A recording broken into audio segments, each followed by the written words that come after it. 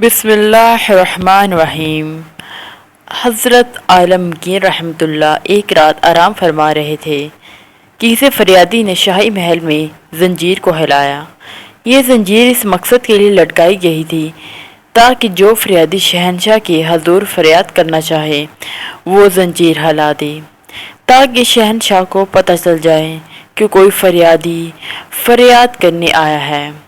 چنانچہ زنجیر ہلی تو حضرت عالمگیر فوراً قلعے کے دروازے پر تشریف لے آئے اور حکم دیا کہ فریادی کو حاضر کیا جائے۔ تھوڑی دیر کے بعد ایک ضیفہ کو حاضر کیا گیا۔ ضیفہ نے اداب شاہی بجا لانے کے بعد عرض کیا، حضور، میں رام نگر سے، جو آگرہ سے 15 میل پر ہے، سے آ رہی ہوں۔ میری ایک جوان بیٹی ہے جس کی منگنی میری خوشی سے ایک رشتہ دار سے ہو چکی ہے۔ گاؤں کے زمیندار کا بیٹا میری بیٹی سے شادی کرنا چاہتا ہے۔ میں نے انکار کر دیا، لیکن اب اس نے ارادہ کر لیا ہے کہ وہ زبردستی میری بیٹی کو اپنی ہوس کا شکار کرے۔ میں بیوہ ہوں اور غریب بھی، اور وہ زمیندار ہے۔ میں کسی طرح اس کا مقابلہ کر سکتی ہوں۔ حضرت عالمگیر نے فرمایا، گھبراؤ نہیں، اس کا انتظام کر دیا جائے گا۔ ضیفہ نے کہا، مجھے آج خبر ملی ہے کہ آج رات وہ اپنے دوستوں کی مدد سے زبردستی میری بیٹی کو گھر سے نکال کر لے جائے گا، اور مجھے یقین ہے کہ ایسا ہو جائے گا۔ میں یہ سنتے ہی ادھر بھاگی ہوں اور ضعف و پیری کے باعث بمشکل اس وقت تک پہنچ سکتی ہوں۔ آپ انتظام فرمائیں، مگر بے سود ہوگا۔ جو کچھ ہونے والا تھا ہو چکا ہوگا یا عنقریب ہو جائے گا۔ حضرت عالمگیر رحمۃ اللہ نے اسی وقت حکم دیا کہ 2 گھوڑے حاضر کیے جائیں، اور پھر تھوڑی دیر میں تیاری کر کے ضیفہ سے کچھ باتیں دریافت فرما کر حکم دیا کہ ضیفہ کو عزت و آسائش کے ساتھ محل خاص میں پہنچا دیا جائے، اور خود مسلح ہو کر اور وزیر اعظم کو مسلح کر کے اپنے ساتھ لیا، اور گھوڑوں کو سر پر دوڑائے ہوئے رام نگر کو روانہ ہو گئے۔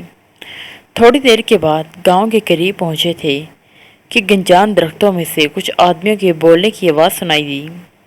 دونوں گھوڑے سے اتر پڑے اور اس طرف ہوتے ہوئے قریب پہنچے تو اس قسم کی آواز سنائی دی۔ ایک آواز، دیکھو ضدی لڑکی، کیوں جان گنواتی ہو، اب بھی سمجھ جاؤ اور میرا کہنا مان لو۔ دوسری مغموم آواز، آبرو کا صدقہ جان ہے، میرے نزدیک جان کی کوئی قیمت نہیں۔ پہلی آواز، میں جوان ہوں، زمیندار ہوں اور صاحب دولت ہوں، خوبصورت ہوں، پھر اس کی وجہ؟ دوسری آواز، وجہ کچھ بھی نہیں، میری ماتا نے آپ کا پیغام واپس کر دیا، میں ماتا کی بیٹی ہوں۔ پہلی آواز، ہم تجھے جان سے مار ڈالیں گے۔ دوسری آواز، جو پروردگار کی مرضی۔ پہلی آواز، بادہ سنگھ، مور سنگھ وغیرہ پہنچو۔ اس آواز کے سنتے ہی بہت سے نوجوان نکل آئے اور یہ حکم پا کر کہ اسے مارو، اس لڑکی پر حملہ کر دیا۔ قریب تھا کہ اس لڑکی کو ختم کر دے۔ شہنشاہ عالمگیر اپنی تلوار سونت کر وہاں جا پہنچے اور بادل کی طرح گرج کر فرمایا، خبردار! اور پھر بادشاہ وزیر دونوں نے ان بدماشوں پر حملہ کر دیا۔ زمیندار کے گروہ نے شہنشاہ کو اس لڑکی کا ہونے والا منگیتر سمجھا اور دل کھول کر مقابلہ کیا۔ گنواروں کی ہربونگ اور لاٹھیوں کی بوچھاڑ نے شہنشاہ اور وزیر کو زخمی کر دیا، لیکن اصفہانی تلواروں کی کاٹ نے آخر کئی ایک کو موت کے گھاٹ اتار دیا اور کتنوں ہی کے ہاتھ پاؤں کٹ گئے، باقی ماندہ بھاگ گئے۔ زخموں میں چور شہنشاہ نے اس لڑکی کو، جو اس منظر کو دیکھ کر بے ہوش ہو چکی تھی، گھوڑے کی پیٹھ پر ڈالا اور پیچھے آپ بیٹھ کر واپس روانہ ہوئے۔ وزیر بھی زخموں سے نڈھال ہو چکا تھا، بادشاہ اسے بھی سنبھالے ہوئے جا رہا تھا۔ گھڑیال نے ابھی 2 ہی بجائے تھے کہ شہنشاہ آگرے کے قلعے میں داخل ہوئے اور لڑکی کو ماں کے سپرد کیا۔ حکیموں اور جراحوں کو طلب فرمایا اور انہیں حکم دیا کہ وزیر کی مرہم پٹی کی جائے، اور ہمیں مرہم پٹی کی ضرورت نہیں، زخم آپ ہی اچھے ہو جائیں گے۔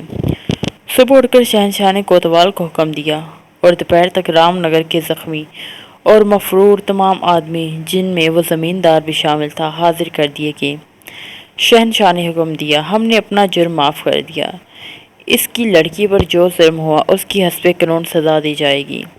ضیفہ کو 500 اشرفیاں عالمگیر رحمۃ اللہ نے خزانہ شاہی سے دلوائیں، اور جب اس لڑکی کی شادی ہوئی تو شہنشاہ اس شادی میں شریک بھی ہوئے۔